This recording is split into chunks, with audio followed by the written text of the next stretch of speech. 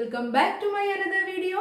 Okay, ഇന്നത്തെ വീഡിയോയിലൂടെ നമ്മൾ ഡിസ്കസ് ചെയ്യാൻ പോകുന്നത് ഗ്രാമർ പോർഷൻ ആണ്. നമുക്കറിയാം notice, profile writing, letter writing, അത് കൂടാതെ തന്നെ നമുക്ക് ഗ്രാമർ പോർഷനിൽ 10th എക്സാമിന് വരും അല്ലെ. നോട്ടീസ്, ലെറ്റർ, പ്രൊഫൈൽ ഇത് കൂടാതെ ഗ്രാമർ പോർഷനിലും 10th നമുക്ക് എക്സാമിന് ക്വസ്റ്റ്യൻസ് ഉണ്ടാവാറുണ്ട് അല്ലെ. അതുകൊണ്ട് തന്നെ നമ്മൾ ഇന്ന് ഡിസ്കസ് ചെയ്യാൻ പോകുന്നത് ഗ്രാമർ പോർഷൻ ആണ്. ഓക്കെ, നമ്മൾ ഇന്നത്തെ വീഡിയോയിലൂടെ നമ്മൾ ഗ്രാമർ പോർഷനിലെ ഫ്രേസൽ വെർബ് ആണ് ഡിസ്കസ് ചെയ്യാൻ പോകുന്നത്. നമ്മൾ ഇന്ന് ഡിസ്കസ് ചെയ്യാൻ പോകുന്നത് എന്താണ്? Phrasal verbs. What is phrasal verbs? Do you have any idea about phrasal verb? What is phrasal verb? നമുക്ക് നോക്കാം എന്താണ് phrasal verb എന്നും phrasal verb എന്താണെന്നും ഏതൊക്കെയാണ് phrasal verb എന്നും നമുക്ക് ഡിസ്കസ് ചെയ്യാം. Phrasal verbs. Phrasal verbs എന്ന് പറഞ്ഞാൽ phrasal verb is a combination of verb and preposition. Phrasal verb is a combination of verb and preposition. വെർബിന്റെയും വെർബും പ്രിപ്പോസിഷന്റെയും ഒരു കോമ്പിനേഷൻ ആണ് എന്ത്? Phrasal verb. ഒരു വെർബും അതുപോലെ തന്നെ ഒരു പ്രിപ്പോസിഷനും കൂടി ചേർന്നിട്ടാണ് എന്ത് ഉണ്ടാകുന്നത്? ഫ്രേസൽ വെർബ് ഉണ്ടാകുന്നത്. എന്താണ്? Verb and preposition, combination of verb and preposition. നമ്മൾ ഇത്രയും മാത്രം ഓർക്കുക. What is phrasal verb? Phrasal verb എന്ന് പറഞ്ഞാല് combination of verb and preposition. വെർബിന്റെയും പ്രിപ്പോസിഷന്റെയും കോമ്പിനേഷൻ ആണ്. വെർബും പ്രിപ്പോസിഷനും കൂടി ചേർന്നിട്ട് കിട്ടുന്നതാണ് ഫ്രേസൽ വെർബ്സ്. നോക്കാം, നമുക്ക് ഇതിൽ നമ്മൾ ഒരു കാര്യം മനസ്സിലാക്കണം. എന്താ അത്? വെർബും പ്രിപ്പോസിഷനും കൂടി ചേർന്നിട്ടാണ് ഫ്രേസൽ വെർബ് കിട്ടുന്നത് നമ്മൾ പഠിച്ചു അല്ലെ. സോ നിങ്ങൾ നോക്കിയേ, ഈ വെർബും പ്രിപ്പോസിഷനും ചേർന്ന് കിട്ടുന്ന ഫ്രേസൽ വെർബിന്റെ മീനിങ് ഡിഫറെന്റ് ആയിരിക്കും. നമ്മൾ ഉദ്ദേശിക്കുന്ന മീനിങ് ആയിരിക്കില്ല.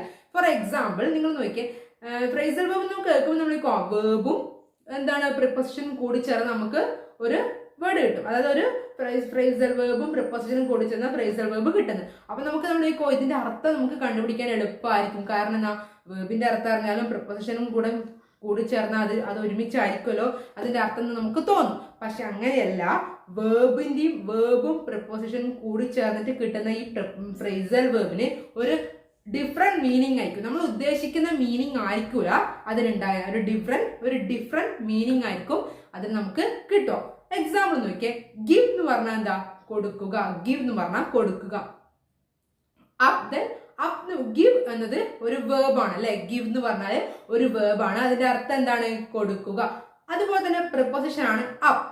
അപ്പ് എന്നത് ഒരു പ്രിപ്പോസിഷൻ ആണ്. അപ്പൊ give plus up, give up. Give up എന്താണ് അതിന്റെ അർത്ഥം? മുകളിൽ കൊടുക്കുക എന്നാണോ? മുകളിൽ കൊടുക്കുക. നമ്മൾ എന്താണ് ആ ഒരു മീനിങ് വെച്ച് നമ്മുടെ അർത്ഥം എന്താണ്? മുകളിൽ കൊടുക്കുക നമ്മളെ മൈൻഡിലേക്ക് വരും. പക്ഷെ അങ്ങനെയല്ല. ഗിവ് എന്ന് പറഞ്ഞാൽ കൊടുക്കുക, അപ്പ് എന്ന് പറഞ്ഞാൽ മുകളിൽ എന്ന പ്രപ്പോസിഷൻ. ഗിവ് അപ്പ് എന്ന് പറയുമ്പോൾ ടു അബാൻഡൻ, ഉപേക്ഷിക്കുക. ടു അബാൻഡൻ, ഉപേക്ഷിക്കുക. അതാണ് ഗിവ് അപ്പ് എന്ന പ്രപ്പോസിഷന് കിട്ടുന്നത്. ഗിവ് അപ്പ് എന്ന ഫ്രേസൽ വെർബിന്റെ അർത്ഥം ഉപേക്ഷിക്കുക. Give plus up, give up. Phrasal verb meaning to abandon. എന്താണ്? ഉപേക്ഷിക്കുക. നമ്മൾ മലയാളം മീനിങ്ങും പഠിക്കണം, ഇംഗ്ലീഷ് മീനിങ്ങും പഠിക്കണം. മലയാളം മസ്റ്റായിട്ട് നമ്മൾ അറിഞ്ഞിരിക്കണം. കാരണം എന്നെങ്കിലും നമുക്ക് 10th എഡിറ്റിംഗ് വരുമ്പോൾ എഡിറ്റിംഗ് ഏരിയയിൽ മലയാളം മീനിങ്ങിനെ കൊണ്ട് നമുക്ക് വളരെയധികം യൂസ്ഫുൾ ആണ്. നമുക്ക് അർത്ഥം കണക്ട് ചെയ്ത് നമുക്ക് ഏത് പ്രിപ്പോസിഷൻ ആണ് ഇവിടെ യൂസ്ഫുൾ എന്ന് നമുക്ക് കണ്ടുപിടിക്കാൻ പറ്റും. എക്സാമ്പിൾ നിങ്ങൾക്ക് ഓക്കെ അല്ലേ? Give plus up, give up. Phrasal verb meaning ഉപേക്ഷിക്കുക, ടു അബാൻഡൻ. ക്ലിയർ? ഇതാണ് ഫ്രേസൽ വെർബ്. ഫ്രേസൽ വെർബിനെ കുറിച്ച് നിങ്ങൾക്ക് ഒരു ഐഡിയ കിട്ടിയില്ലേ? What is phrasal verb? Combination of verb plus preposition is equal to എന്താണ്? Verb plus preposition, then verb plus preposition. Combination of verb plus preposition is equal to phrasal verb. അതാണ് phrasal verb. verb plus preposition, phrasal verb. Combination of verb plus preposition. Okay, അതിന്റെ meaning different ആയിരിക്കും. നമ്മൾ ഉദ്ദേശിക്കുന്ന ആ ഒരു വെർബിന്റെയും പ്രിപ്പോസിഷന്റെയും meaning കൂടി ചേർന്നിട്ട് ഉണ്ടാകുന്ന മീനിങ് അല്ല പ്രിപ്പോസിഷൻ ഉണ്ടാകുക. അതിനൊരു ഡിഫറെന്റ് മീനിങ് തന്നെ ഉണ്ടായിരിക്കും. അതിനൊരു എക്സാമ്പിൾ നമ്മൾ പഠിച്ചു. Give plus up, give up. To abandon, ഉപേക്ഷിക്കുക. ക്ലിയർ? ഇത്ര വരെ നമുക്ക് ഓക്കെ ആണല്ലേ. ഇനി നമുക്ക് സെലക്റ്റീവ് ആയിട്ടുള്ള കുറച്ച് പ്രിപ്പോസിഷനും അതിന്റെ മീനിങ്ങും പഠിക്കണം. മീനിങ് പഠിക്കുമ്പോൾ നമ്മൾ മലയാളം മീനിങ് നോട്ട് ചെയ്ത് പഠിക്കണം. എങ്കിൽ മാത്രമേ നമുക്ക് എക്സാംസിന് വരുമ്പോൾ അത് നമുക്ക് കൂടുതൽ കണക്ട് ചെയ്ത് എഴുതാൻ പറ്റൂ. നമുക്ക് നോക്കാം, ഡിസ്കസ് ചെയ്യാം. ഒരുപാട് പ്രപ്പോസിഷൻ ഇംഗ്ലീഷ് ലാംഗ്വേജ്, ഇംഗ്ലീഷ് ഗ്രാമറിൽ ഉണ്ട്. പക്ഷെ നമുക്ക് മൊത്തം നമ്മൾ പഠിക്കേണ്ട ആവശ്യമില്ല. 10th നമുക്ക് സെലക്റ്റീവായ കുറച്ച് പ്രപ്പോസിഷന്റെ സെലക്റ്റീവായ കുറച്ച് ഫ്രേസൽ വേർബ്സിന്റെ മാത്രമേ എക്സാംസിൽ ചോദിക്കുകയുള്ളൂ. റിപ്പീറ്റഡ് ആയിട്ട് നിങ്ങൾ പ്രീവിയസ് ക്വസ്റ്റ്യൻ പേപ്പർ എടുത്ത് നോക്കിയാൽ മതി. റിപ്പീറ്റഡ് ആയിട്ട് ചോദിക്കുന്ന കുറെ ഫ്രേസൽ വേർബ്സ് ഉണ്ടാവും. Put on, puttu up with, then give up ഒക്കെ റിപ്പീറ്റഡ് ആയിട്ട് ചോദിക്കുന്ന ഫ്രേസൽ വേർബ്സ് ആണ്. നമുക്ക് നോക്കാം ഏതൊക്കെയാണ്. കുറച്ച് സെലക്റ്റീവായ ഫ്രേസൽ വേർബ്സ് ഞാൻ ഇന്നത്തെ ക്ലാസ്സിൽ ഡിസ്കസ് ചെയ്യാൻ പോകും. നമുക്ക് ഡിസ്കസ് ചെയ്യാം. Are you ready? ഓക്കെ, നമ്മൾ ഫ്രേസൽ വേർബ്സ് ഓക്കെ ആണ്. ദെൻ ഫസ്റ്റ് ഫ്രേസൽ വേർബ് നിങ്ങൾ നോക്കിയേ, put off. Put off, postpone. Put off എന്ന് പറഞ്ഞാൽ ടു പോസ്റ്റ്പോൺ. പോസ്റ്റ്പോൺ എന്ന് പറഞ്ഞാൽ നീട്ടി വയ്ക്കുക. Put off, put off, postpone നീട്ടി വയ്ക്കുക. അതുപോലെ തന്നെ വേറൊരു പ്രപ്പോസ് കണ്ട, put then off. Put off നീട്ടി വയ്ക്കുക, ടു പോസ്റ്റ്പോൺ. ദെൻ നോക്കിയേ, പുട്ട് ഓൺ. പുട്ട് ഓൺ എന്ന് പറഞ്ഞാൽ എന്താ? ടു വിയർ, ധരിക്കുക.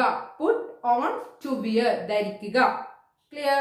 നെക്സ്റ്റ് വരുന്നത് put across. Put across. Put across എന്ന് പറഞ്ഞാൽ എന്താ? പറയുക, ടു കമ്മ്യൂണിക്കേറ്റ്, പറയുക. പുട്ട് അക്രോസ്, ടു കമ്മ്യൂണിക്കേറ്റ്, പറയുക എന്ന അർത്ഥത്തില്. പുട്ട് ഓൺ, ധരിക്കുക. ടു വിയർ, ഇത് 5 പ്രാവശ്യം നമ്മൾ റിപ്പീറ്റഡ് ആയി വായിക്കുക. പുട്ട് ഓൺ, ധരിക്കുക. To wear. പുട്ട് ഓൺ, ധരിക്കുക. To wear. Okay, then put off, to postpone, നീട്ടി വെക്കുക. പുട്ട് ഓഫ്, ടു പോസ്റ്റ്പോൺ, നീട്ടി വെക്കുക. അതുപോലെ തന്നെ പുട്ട് അക്രോസ്, ടു കമ്മ്യൂണിക്കേറ്റ്, പറയുക. ഫോർവേഡ്. പുട്ട് ഫോർവേഡ് എന്താണ്? Suggestion and idea. To suggestion and idea. To suggestion and idea, ഒരു കാര്യം അവതരിപ്പിക്കുക. Put up with. Put up with. Put up with, to tolerate, സഹിക്കുക. Put up with. Put up with, to tolerate, സഹിക്കുക.